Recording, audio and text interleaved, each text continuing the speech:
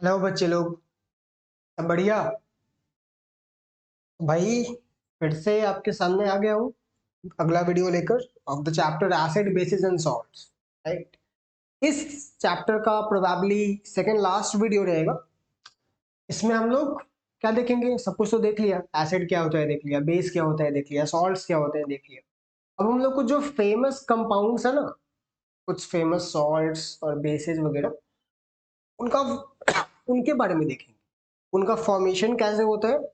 Formation कैसे होता है मतलब लैब्स वगैरह में कैसे फॉर्मेशन होता है, या हम जब उन्हें यूज कर रहे हैं तो हमारे पास वो यूज होने के पहले उनके साथ क्या क्या हो रहा है, वो कैसे बन रहे हैं, हमारे तक वो कैसे पहुंच रहे हैं, ये देखेंगे।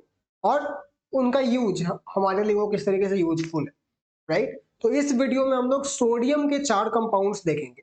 पहला common salt NaCl sodium chloride, दूसरा वॉशिंग सोडा Na2CO3.7H2O, तीसरा तीसरा is baking soda NaHCO3 sodium bicarbonate, and fourth is caustic soda NaOH। ठीक है। इन्हीं 4 कंपाउंड्स को अच्छे से, इनका फॉर्मेशन यूज सब कुछ अच्छे से हम लोग देखेंगे और समझेंगे। सो गियर अप, लेट्स बिगिन। सबसे पहले देखते हैं NaCl कॉमन सॉल्ट या टेबल सॉल्ट, जो भी आप इसको बुलाना चाहें बुला सकते हैं, आपकी मर्जी। ये वही नमक है जो हम लोग खाते हैं, जो टाटा सॉल्ट वाले पैकेट में आता है, या और भी जो भी नमक आते हैं तो हम लोग खाते हैं। ठीक है। वो यही वाला रहता है NaCl। ये कहाँ से मिलता है ये सबको पता होगा, समंदर से। महात्मा गांधी ने दांडी मार्च किया था इसी को निकालने के लिए। ठीक है। ये इतना इंपॉर्टेंट चीज उन्हें लगा। राइट। कि अब जो NaCl है समंदर से तो आता ही है समुद्री पानी से। ये और भी कुछ सॉल्टी लेक्स वगैरह होते हैं ना, वहां भी आते हैं। जैसे एक सांभर लेक है शायद राजस्थान में, वहां से भी सॉल्ट्स निकलते हैं। राइट। मोस्ट ऑफ सॉल्ट जो कि इंडिया में कम से कम या बाहर भी जो लोग अपने किचन में यूज कर रहे हैं, उसका more than 99% of the quantity is coming from salty water, इधर फ्रॉम द ओशियन सी और सम सॉल्टी लेक्स। क्या करते हैं, पानी को निकालते हैं, उसको एवेपोरेट करवा देते हैं, और जो सॉल्ट बच जाता है उसको यूज कर लेते हैं। ठीक है। पूरा का पूरा इंडस्ट्री चलता है इस पे। ठीक है। तो सॉल्ट्स को बनाने की जरूरत नहीं है इन लैब्स। अगर बनाने की जरूरत होती तो इतना सॉल्ट शायद ही लैब फैक्ट्रीज में बनाया जा सकता। ठीक है। तो क्या करते हैं, वही सी वाटर को, या जो भी सॉल्टी वाटर है, हम लोग एवेपोरेशन का सहारा लेते हैं और NaCl ऑब्टेन कर लेते हैं। पर जो NaCl हमें मिलता है ना, उसमें कुछ इम्प्यूरिटीज भी होती है। जैसे हमें मेनली इसमें से 4 इम्प्यूरिटीज याद रखनी है, बाकी कुछ याद रहे ना रहे, ये 4 जरूर याद रखना है। क्यों? क्योंकि एग्जाम में इन्हीं चारों को पूछता है। सबसे पहला क्या लिखा है मैंने, this is sodium sulphate. Right. दूसरा दिस इज कैल्शियम सल्फेट। तीसरा तीसरा कैल्शियम क्लोराइड। ठीक है। और चौथा मैग्नीशियम क्लोराइड। ठीक है। आई बात समझ में? ये 4 बहुत इंपॉर्टेंट इंप्योरिटीज है, और इन चारों में भी ये दोनों ज्यादा इंपॉर्टेंट। क्यों? क्योंकि ये वो दोनों वाटर सोल्यूबल इंप्योरिटीज है। ठीक है। ये दोनों पानी में घुल सकते हैं। तो आप ये मत सोचना कि नमक को घोलकर हम लोग सिंपली पानी में इन्हें निकाल पाएंगे। ऐसा नहीं, ये भी साथ में घुल जाएगा पानी। तो इन्हें एलिमिनेट कैसे करते हैं, जो अब सिंस ये वाटर सोल्यूबल है ना, तो इस सॉल्ट का जो ये जो मिक्सचर है जिसे हम लोग को प्यूरिफाई करना है, उसको ना बहुत कम अमाउंट ऑफ वाटर में मिला देते हैं और फिर क्रिस्टलाइज कर देते हैं। क्रिस्टलाइजेशन तो पढ़ा है। तो बेसिकली इसका एक सोल्यूशन बनाते हैं सॉल्ट का, और हम लोग उसका फिर क्रिस्टलाइजेशन शुरू करते हैं। ठीक है। सिंस इनकी सॉल्युबिलिटी NaCl के सॉल्युबिलिटी से ज्यादा होती है पानी में, ये पानी में ही रह जाते हैं और NaCl क्रिस्टल्स बन के निकल जाते हैं। आता ही समझ में? इन दोनों की जो सॉल्युबिलिटी होती है वो वो NaCl से ज्यादा होती है। तो ये पहले ही क्रिस्टल बन के निकल जाता है और ये पानी में ही रह जाता है। और इस प्रोसेस में ना हम लोग dry HCl gas, dry hydrochloric gas से को पास करवाते हैं इसके सोल्यूशन से, जो क्रिस्टलाइजेशन में हेल्प करता है। ठीक है, इन दोनों के बारे में एक खास बात और है जानने को, ये डेलिकेसेंट होते हैं। डेलिकेसेंट समझ में आता है? डेलिकेसेंट ये वाटर को एब्जॉर्ब कर सकते हैं। कभी सोचा है कि या देखा ही होगा कि अगर नमक को ऐसे ही ओपन एटमॉस्फेयर में छोड़ दिया जाए तो कुछ दिन में ना पानी पानी हो जाता है पूरा, राइट? आप कोई इस पे पानी डालता नहीं है पर वो एकदम पानी पानी सा हो जाता है। कैसे? इन्हीं की वजह से, ये जो उसमें इम्प्यूरिटी प्रेजेंट है ना, ये एटमॉस्फेरिक वाटर कंटेंट को, जो ह्यूमिडिटी है, जो वाटर वेपर्स है, उनको एब्जॉर्ब कर लेते हैं, राइट? इसीलिए ये डेलिकेसेंट बोलते हैं इनको, दे आर डेलिकेसेंट सॉल्ट्स। ठीक है, इन्हीं को हम लोग एलिमिनेट करते हैं क्रिस्टलाइजेशन के प्रोसेस के थ्रू, राइट? और पर फिर भी कुछ ना कुछ तो बच ही जाता है। एकदम 100% प्योर तो कर नहीं सकते, 99% प्योर हो जाएगा, पर कुछ ना कुछ तो बच ही जाएगा। ठीक है, तो इन 4 इम्प्यूरिटीज का नाम अच्छे से याद रखना, ठीक है, जो कि NaCl के साथ प्रेजेंट होते हैं। तो NaCl का फॉर्मेशन कैसे होगा? फॉर्मेशन नहीं, मतलब हमारे तक कैसे आएंगे? By evaporating salty water, right? ये सिंपली बाई एवेपोरेशन, इम्प्यूरिटीज को एलिमिनेट कर दिया, फिर अपना पैक करके मार्केट में आ गया और हम लोग यूज कर रहे हैं। इसका यूज क्या है? NaCl के क्या क्या यूजेज है? अब सबसे बड़ा यूज तो इसका खाने में ही है, ये एडिबल है, इससे बड़ा यूज और क्या होगा? ठीक है, पर इसका और भी यूजेज है। लैब्स में दूसरे केमिकल्स के फॉर्मेशन में यूज करते हैं, जो बाकी 3 हम लोग पढ़ने वाले हैं ना, उन सब के भी फॉर्मेशन में इसका यूज आता है। So this is used in formation of what? Other chemical compounds, जैसे वो जो हम लोग पढ़ने वाले, baking soda, washing soda, right? Chemical compounds, ये भी इसका एक बहुत बड़ा यूज है। ठीक है, क्लियर? NaCl, कोई दिक्कत नहीं? आगे बढ़े। कैसा सॉल्ट है NaCl? नॉर्मल सॉल्ट है, न्यूट्रल सॉल्ट है, क्योंकि एक स्ट्रॉन्ग एसिड और एक स्ट्रॉन्ग बेस के रिएक्शन से बनता है, राइट? चलो, तो हम लोग नेक्स्ट देखते हैं, washing soda. Washing soda, washing soda is Na2CO3.10H2O। ये 10H2O क्या है बता चुका हूं पहले भी। This is called water of crystallization, right? Water of crystallization, ये क्या होता है? ये कुछ fixed number of water molecules होते हैं जो कि किसी मॉलिक्यूल के साथ जुड़े होते हैं, सिंपली जुड़े होते हैं, वो उस मॉलिक्यूल का हिस्सा नहीं बन जाते, they are not chemically bonded. ऐसा नहीं है कि ये 10 वाटर के मॉलिक्यूल जाकर इनके साथ कोवैलेंट बॉन्ड या कुछ इलेक्ट्रोवैलेंट बॉन्ड बनाया है ना, तो सिंपली उस मॉलिक्यूल से जुड़ गए, और ये क्रिस्टलाइज होने में हेल्प करता है। ठीक है, पर ये सब्सटेंस के केमिकल प्रॉपर्टीज में कुछ खास चेंज नहीं करता है, और अगर इसको हीट किया जाए ना तो ये वाटर मॉलिक्यूल्स बड़े आराम से अलग हो जाते हैं। अगर इसी को Na2CO3 को, Na2CO3.7H2O को हीट किया जाए ना, ये ट्राइंगल क्या है? हीट है भाई, हीट कर रहे हैं। कितना पे करें? करीब 373 केल्विन, यानी कि कितना हुआ ये? 373 केल्विन, 100 डिग्री सेल्सियस। तो करीब 100 डिग्री सेल्सियस पे हीट करोगे ना, तो इसमें से, सॉरी 7 नहीं 10, सॉरी 7 होता है आपका। 7H2O किस में लगता है? FeSO4, iron ferric ferrous sulphate. ठीक है, तो ये 10 में से 9H2O निकल जाता है भाई 100 डिग्री सेल्सियस, यानी कि ये बच जाएगा Na2CO3.H2O, राइट? और अगर आगे इसको हीट किया जाए, यानी कि मोर देन 373 केल्विन पे, तो ये जो बचा हुआ है ना एक H2O, ये भी निकल जाएगा, Na2CO3। आई बात समझ में? सिंपली सोडियम कार्बोनेट मिल जाएगा। इस चीज का नाम हम लोग बोल सकते हैं sodium carbonate, sodium carbonate mono hydrate. Mono मतलब वन, हाइड्रेट का मतलब पानी, एक वाटर मॉलिक्यूल है, इसलिए सोडियम कार्बोनेट मोनोहाइड्रेट। इसको बोल सकते हैं सोडियम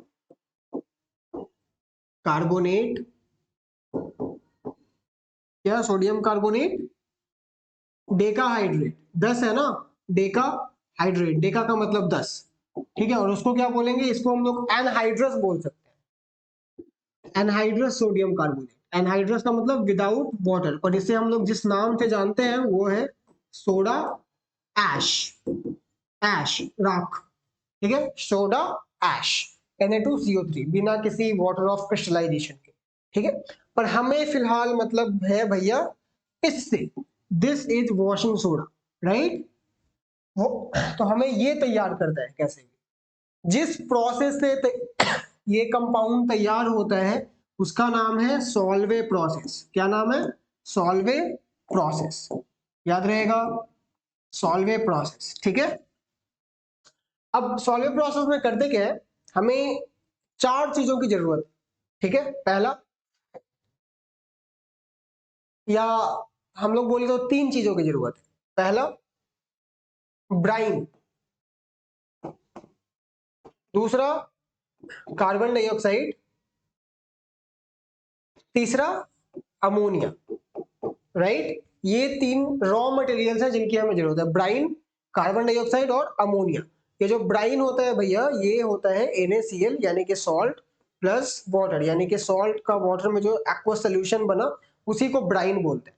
कुल मिला के हमें 4 चीजें चाहिए, NaCl, वाटर, कार्बन डाइऑक्साइड और अमोनिया। ये इन 4 चीजों के साथ हम लोग बनाएंगे वॉशिंग सोडा Na2CO3.10H2, ठीक है।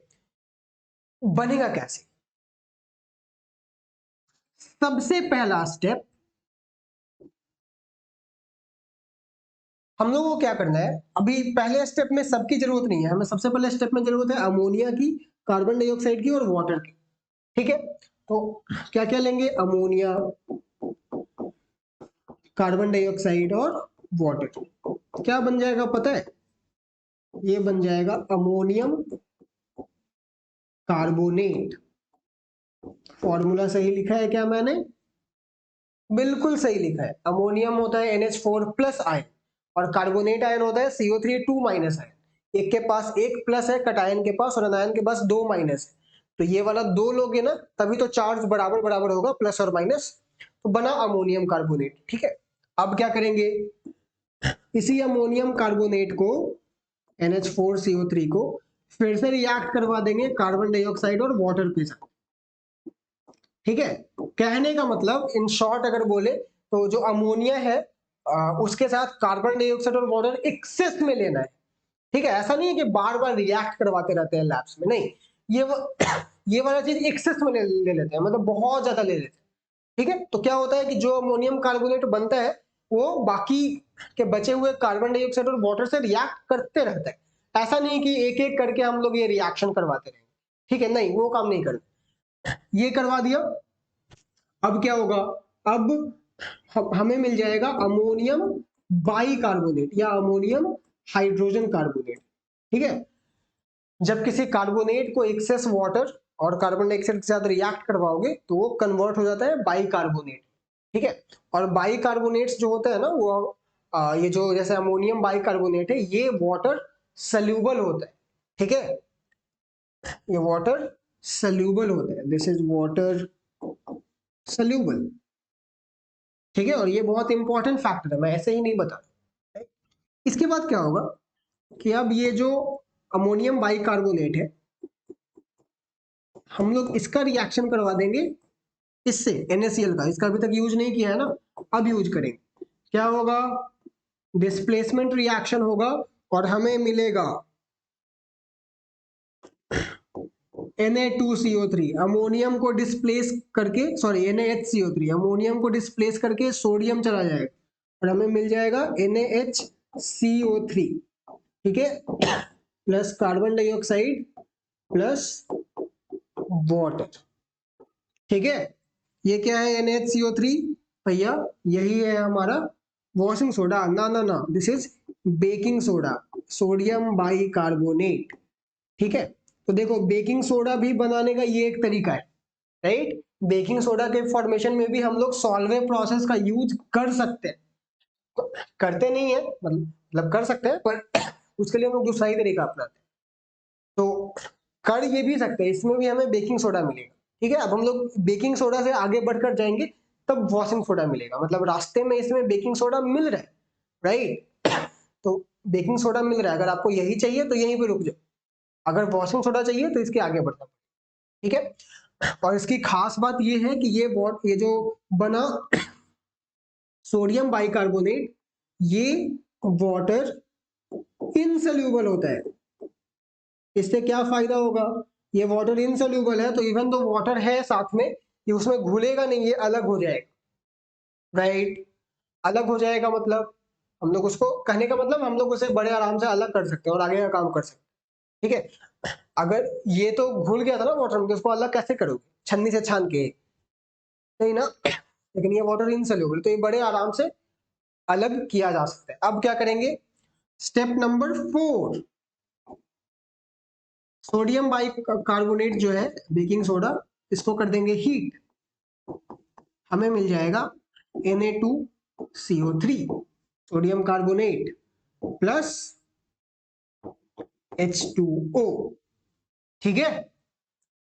सोडियम कार्बोनेट मिल गया, अब मिल गया भाई, अब क्या करना है, अब इस सोडियम कार्बोनेट को लेंगे और इसको हाइड्रेट कर देंगे, यानी कुछ वाटर के साथ ऐड कर देंगे, तो हमें फाइनली मिल जाएगा वॉशिंग सोडा Na2CO3.7H2O। आई बात समझ में, क्या मिल जाएगा, Na2CO3.7H2। क्लियर है। सबसे पहले क्या किया, हम लोगों ने रिएक्शन करवाया अमोनिया का कार्बन डाइऑक्साइड का वाटर का, क्या मिला, अमोनियम कार्बोनेट। अमोनियम कार्बोनेट को फिर रिएक्शन करवाया कार्बन डाइऑक्साइड और वाटर के साथ, यानी एक्सेस में दिया था, तो कार्बोनेट कन्वर्ट हो गया अमोनियम बाइकार्बोनेट में, जो कि वाटर सोल्यूबल होता है, वो पानी में घुला हुआ रह जाए, ठीक है। तो हम अब उसको इनसोल्यूबल फॉर्म में कन्वर्ट करना है ताकि उसको हम लोग निकाल लें, अलग कर पाए, ठीक है। तो उस क्या करेंगे, अमोनियम कार्बोनेट को कन्वर्ट करना पड़ेगा अमोनियम बाइकार्बोनेट को कन्वर्ट करना पड़ेगा सोडियम बाइकार्बोनेट, जो कि वाटर इनसोल्यूबल होता है, राइट। तो किसकी जरूरत है, अब सोडियम चाहिए तो किसकी जरूरत पड़ेगी, सोडियम क्लोराइड की, ठीक है। तो सोडियम क्लोराइड से रिएक्शन करवाएंगे, हमें मिल जाएगा सोडियम बाइकार्बोनेट, उसको फिल्टर करके निकाल लेंगे, उसको हीट कर देंगे, मिल गया सोडियम कार्बोनेट, उसको कुछ वाटर के साथ ऐड कर देंगे, मिल जाएगा Na2CO3.7H2O, that is our washing soda, ठीक है, मिल गया। तो इस प्रोसेस, पूरे प्रोसेस का नाम क्या है, सॉल्वे प्रोसेस, ठीक है। ये मिल तो गया, पर इसका काम क्या है भाई, इसका काम क्या है, तो एक तो काम है वॉशिंग सोडा है ना, तो इसको लॉन्ड्री में यूज किया जाता है, ठीक है, कपड़े वगैरह धोने में इसका यूज होगा। दूसरा यूज होता है कि softening of water, there is something called hard water and there is something called soft water, तुम क्लास 10th में ही आगे के चैप्टर्स में पढ़ोगे, मैं बताऊंगा। तो हार्ड वाटर को सॉफ्ट वाटर में जब कन्वर्ट करते हैं ना, तो उसमें भी इसका यूज आता है, ठीक है। तो इसका एक यूज वो भी हुआ, पहला यूज क्या था, लॉन्ड्री में, दूसरा यूज हार्ड वाटर को सॉफ्ट वाटर में कन्वर्ट करने में, तीसरा यूज हम लोग इससे सोडियम बाइकार्बोनेट का भी फॉर्मेशन कर सकते हैं, यानी कि बेकिंग सोडा का, ये भी एक यूज है। फिर हम लोग इसके सोप के फॉर्मेशन में, साबुन बनाने में इसका यूज कर सकते हैं, वो भी एक काम है। बोरैक्स बनाने में इसका यूज लेते हैं, वो भी एक काम है, ठीक है। तो ये सारे इसके यूजेस है, आपको जो मेजर यूजेस याद रखना है वो लॉन्ड्री वाला याद रखना, ब्लीचिंग वगैरह के लिए यूज होगा। दूसरा वाटर के सॉफ्टनिंग में यूज होगा, हार्ड वाटर को सॉफ्ट वाटर में कन्वर्ट करने में यूज होगा, ये बहुत इंपॉर्टेंट है, ठीक है। तो ये सारे यूजेस आप ध्यान में रखेंगे, ठीक है। चलो, तो हो गया, बात समझ में आ गई। इन स्टेप्स को देखकर आई नो कि तुम कंफ्यूज हो रहे होगे, बट कुछ कुछ पॉइंट्स को याद रखने की कोशिश करो। जैसे पहले बना कार्बोनेट्स, ठीक है, उससे बना बाइकार्बोनेट, ठीक है। बाइकार्बोनेट वाटर सोल्यूबल होता है, पर उससे हमारा काम नहीं चलेगा, तो याद रखना कि पहले मुझे एक वाटर सोल्यूबल चीज चाहिए, ठीक है। वो कैसे मिलेगा, जब हम लोग वाटर और कार्बन डाइऑक्साइड से रिएक्शन करवाएंगे एक्सेस में, ठीक है, क्योंकि एक्सेस में नहीं करवाओगे तो कार्बोनेट मिल जाएगा, वो नहीं चाहिए, राइट। एक्सेस में करवाएंगे तभी मिलेगा बाइकार्बोनेट, लेकिन ये तो वाटर सोल्यूबल है, इससे हम लोग वाटर इनसोल्यूबल में करना है, तो हमें चाहिए होगा सोडियम बाइकार्बोनेट। अब सोडियम चाहिए तो सोडियम के लिए क्या यूज करना पड़ेगा, NaCl सॉल्ट, तो उससे रिएक्शन करवा देंगे, सोडियम बाइकार्बोनेट मिल गया, तो अब बचा क्या, इसे हाइड्रोजन ही तो हटाना है, हीट कर देंगे, मिल जाएगा सोडियम कार्बोनेट, ठीक है। अब ये मिल गया, अब इसमें 7 7 नहीं, सॉरी 7 नहीं 10, इसमें वाटर ही तो जोड़ना है, तो 10 वाटर मॉलिक्यूल्स ऐड कर देंगे, ठीक है, वाटर के साथ ऐड करवा के, रिएक्ट करवा के हो गया काम, राइट। एक काम करो, ऊपर से नीचे तक ये जो रिएक्शंस है उसको एक बार बिना देखे लिख लो, एक बार जी भर के, मन भर के देख लो जितना देखना है, राइट, या एक बार देख कर लिख लो, उसके बाद बिना देखे लिखिए एक दो बार, ठीक है, ट्रस्ट में याद हो जाएगा यार। पहली बार मैंने भी देखा था ना तो लगा था कि पता नहीं क्या है, कैसे याद हो, ठीक है, with with time over practice याद हो जाएगा, ठीक है। चलो आगे बढ़ते हैं।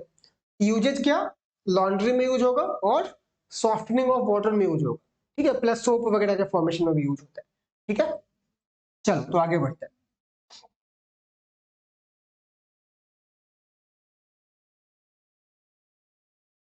तो अब हमें देखना है बेकिंग सोडा, वॉशिंग सोडा देख लिया, अब हम लोग देखेंगे baking soda, NaHCO3, sodium hydrogen carbonate या सोडियम बाइकार्बोनेट, राइट। अभी क्या देखा था, सोडियम कार्बोनेट डेकाहाइड्रेट, उसमें 10 molecules of water of crystallization थे, इसमें नहीं है, इसमें एक भी नहीं, राइट।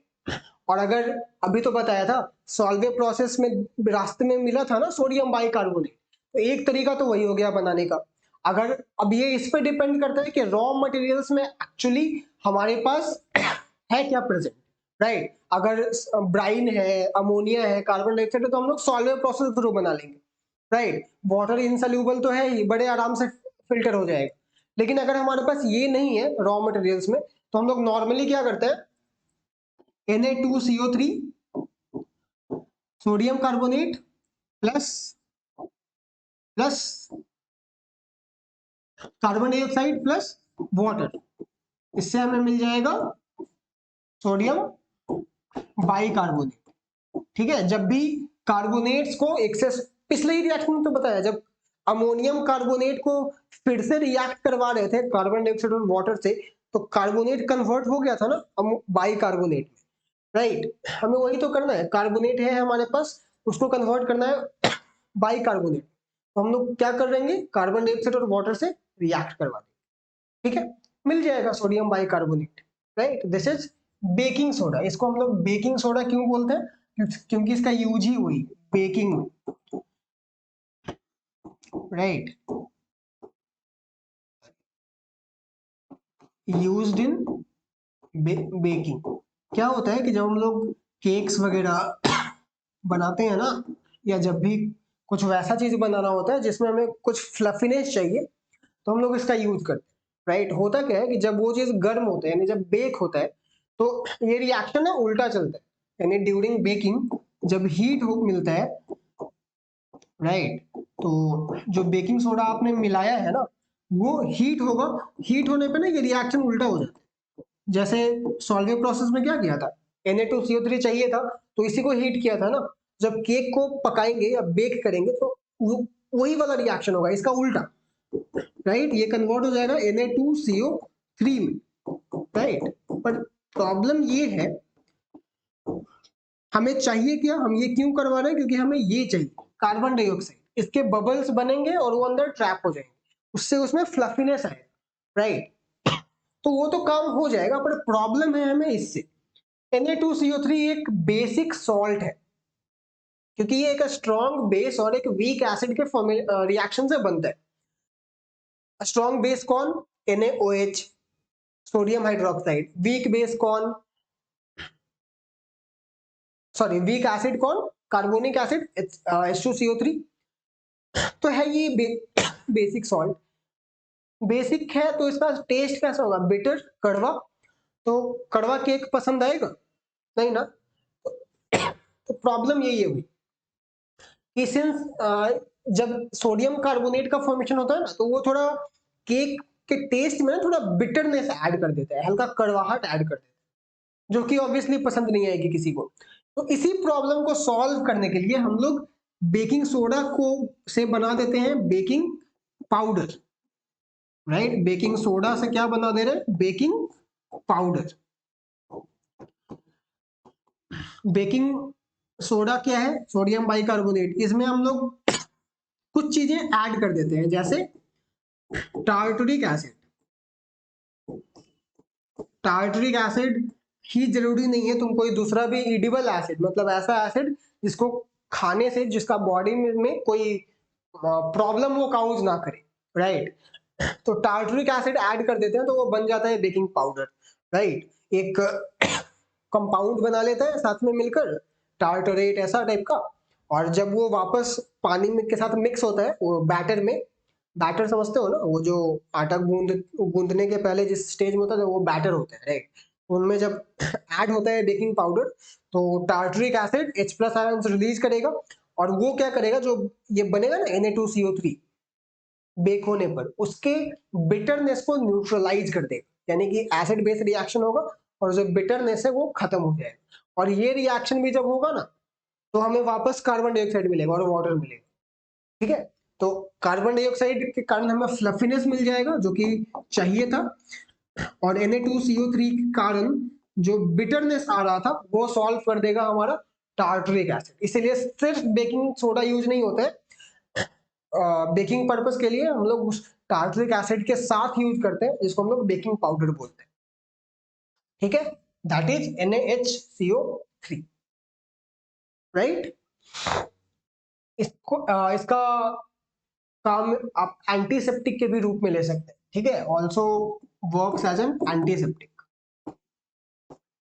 कौन? बेकिंग पाउडर नहीं, baking soda as an antiseptic, ठीक है। क्लियर है बात? ओके, चल आगे बढ़े।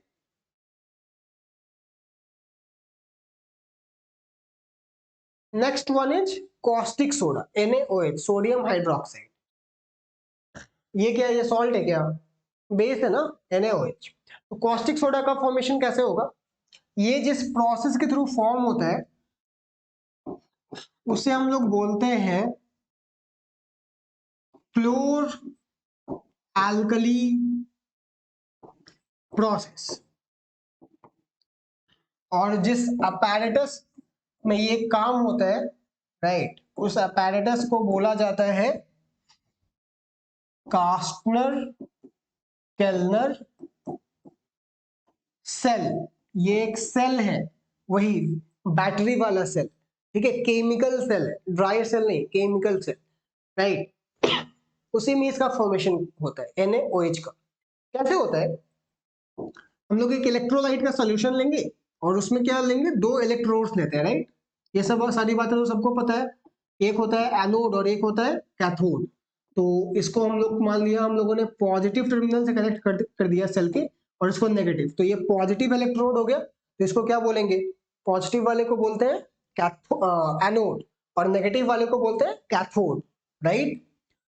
कभी कंफ्यूजन भी होता है क्या इन चीजों को याद रखने में? ये पॉजिटिव वाला हुआ एनोड, बिल्कुल होता होगा कंफ्यूजन, राइट। इन कंफ्यूजन को क्लियर करने का बहुत सिंपल सा तरीका है। जो अनायंस होते हैं, एक मतलब एक सिंपल सा रूल याद रखना, जो अनायंस होते हैं वो एनोड के पास जाते हैं और जो कटायंस होते हैं वो कैथोड के पास जाते हैं, राइट। अब अनायन होता है नेगेटिव वाला, तो वो किसके पास जाएगा? पॉजिटिव वाले के पास। तो अनायन जा रहा है एनोड के पास, तो एनोड कौन सा इलेक्ट्रोड होगा? Positive electrode. कटायन जाएगा कैथोड के पास, तो कैथोड को कैसा होना चाहिए? नेगेटिव वाला होना चाहिए। याद रहेगा इसके बाद, ठीक है। तो जो एनोड होता है यानी कि जो पॉजिटिव टर्मिनल होता है ये बना होता है मर्क्यूरी का, ठीक है। अब सॉलिड मर्क्यूरी नहीं रहता होगा, वो एक कंटेनर में लिक्विड मर्क्यूरी लेके उसके थ्रू एक वायर पास करवा देते हैं, ओके। और जो कैथोड होता है ये आपका कार्बन का होता है, ग्रेफाइट का होता होगा, ग्रेफाइट कंडक्टर, ठीक है। तो कैथोड उसी का बना होता है। और सोल्यूशन में हम लोग क्या लेते हैं? सोल्यूशन में हम लोग ले लेते हैं NaCl प्लस H2O, ठीक है। ऑब्वियसली सॉलिड NaCl तो नहीं लेंगे, तो पानी में NaCl घोल कर ले लेते हैं। देखो NaCl का यूज आ रहा है ना NaOH के फॉर्मेशन। तो होता क्या है कि इसके अंदर सोडियम आयनाइज होता है, सोडियम क्लोराइड आयनाइज होकर क्या बनाएगा? Na प्लस और Cl माइनस। तो जो Na प्लस होगा वो तो कटायन है ना, पॉजिटिव आयन, तो ये जाएगा जाएगा कैथोड के पास, राइट। शायद हम लोगों ने उल्टा कर दिया है।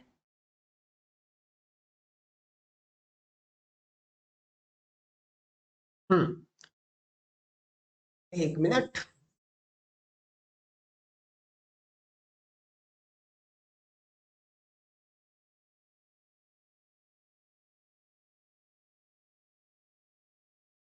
देखो, ये apparatus, ये पॉजिटिव इलेक्ट्रोड और ये नेगेटिव इलेक्ट्रोड, राइट। यानी कि ये है हमारा एनोड और ये है हमारा cathode. Cathode negative, anode positive, right. Solution लिया है NaCl प्लस वाटर, राइट। हम लोग कैथोड लेंगे मर्क्यूरी का और एनोड लेंगे कार्बन का, यानी कि ग्रेफाइट का, ठीक है। सोल्यूशन में जो NaCl है ये आयनाइज होगा Na प्लस और Cl माइनस में, राइट। तो ये कटायन है, कटायन जाता है कैथोड के पास, तो Na प्लस जाएगा कैथोड के पास, राइट, और Cl माइनस जाएगा एनोड के पास, ठीक है। ये इधर आकर Cl2 गैस के रूप में रिलीज हो जाता है, ठीक है। और सोडियम क्या होता है ना, कि सोडियम जाता है मर्क्यूरी के पास। आपको पता होगा कि मर्क्यूरी में जो मेटल्स होते हैं वो डिजोल्व हो जाते हैं और डिजोल्व होकर बनता है सोडियम अमलगम। जब भी मर्क्यूरी में कोई दूसरा मेटल डिजोल्व हो जाए तो जो बनता है उसको हम लोग अमलगम बोलते हैं, प्रोसेस को अमलगमेशन बोलते हैं। पुराने वीडियोस देखा होगा तो पता होगा, राइट। तो सोडियम अमलगम बनता है, ठीक है।